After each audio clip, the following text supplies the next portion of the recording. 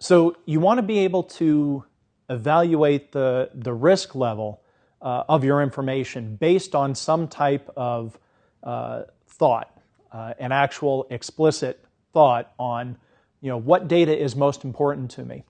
And so what you want to do is you want to take the data that you've got and assign it into a bucket by sensitivity, criticality, or any type of security priority. And I'll show you an example here. This notion that you've got different kinds of information that it's out there on your network. And we'll just create a few buckets here.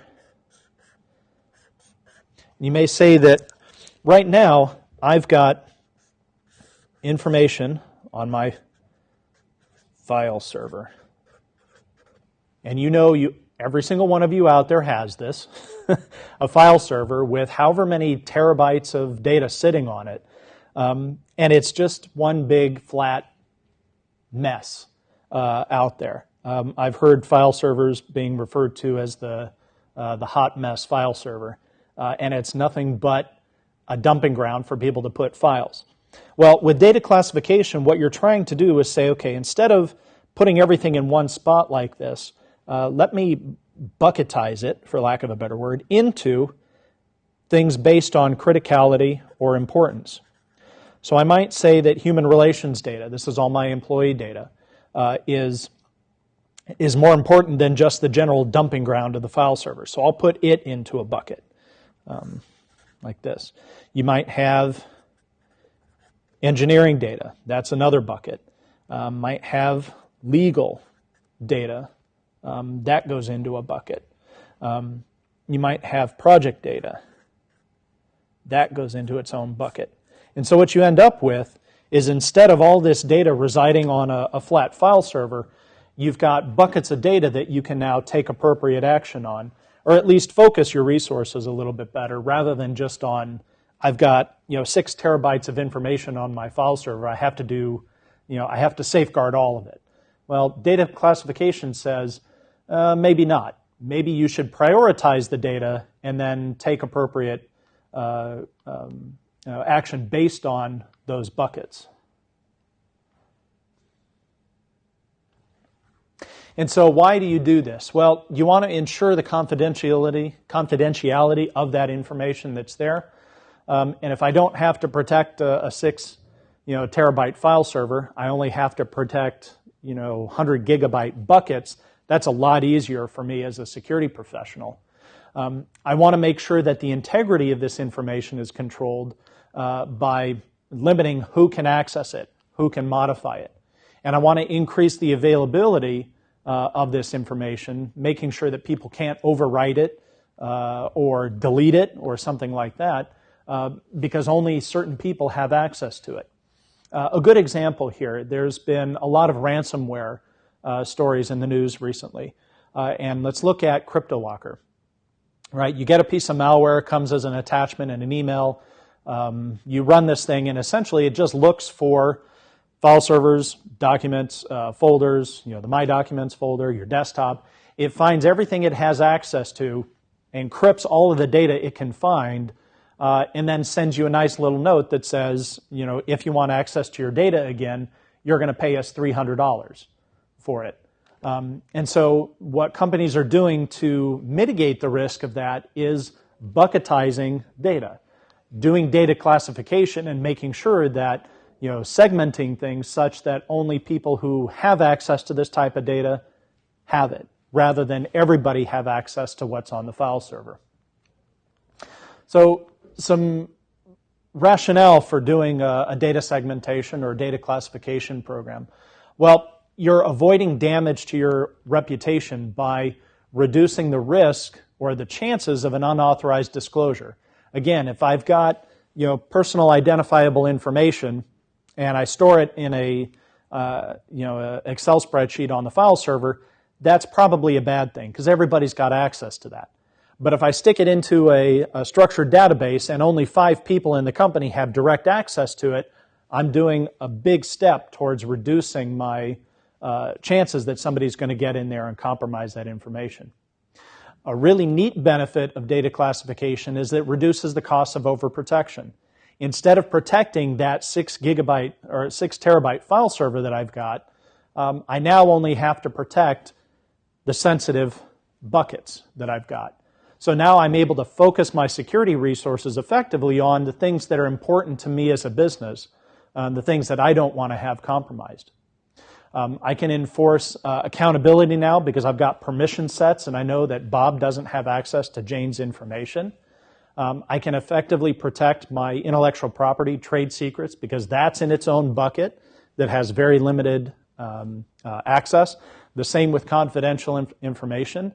And the other side benefit of this is I might be able to be compliant with industry regulation or federal or legal requirements that say I have to segregate this data now. And I'm exercising my due diligence as a Chief Information Security Officer by bucketizing my PII data off here where we're going to keep strict control over it.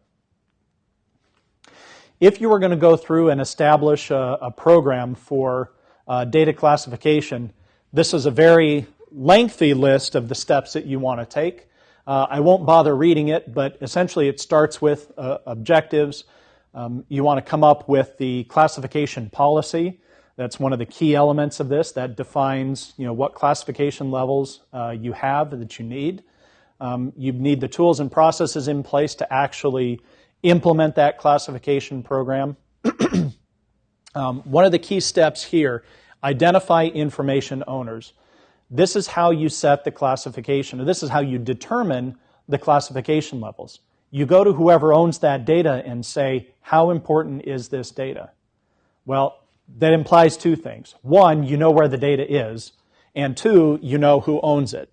So that's a key area here. Once you get through classifying the information, looking at auditing processes to make sure that information is being classified appropriately, you have to train the users on how to classify information. Is it a marking at the top of a page? Is it a marking in an email, a watermark, a digital watermark? Whatever the case may be, whatever your process is for classifying information and marking it appropriately, you've got to make sure that the users know how to do that. As an example of some of the security standards that are out there, Department of Defense, everybody's familiar with these, unclassified, SBU, FOUO, and then confidential, secret, top secret, SCI beyond that. In private business, there's a very similar model. It might go something like public information, internal information, confidential, restricted, or regulatory information. And each of those buckets has different requirements for protection, for access. And it allows you as a security professional to go, look, this information is more important than public information. So if I have a limited set of security resources, which I don't care who you are, you all have a limited set of security resources, maybe I'm going to focus them on the restricted information, not on the public information. I've seen companies go so far as to say, our public website, we don't care about that anymore.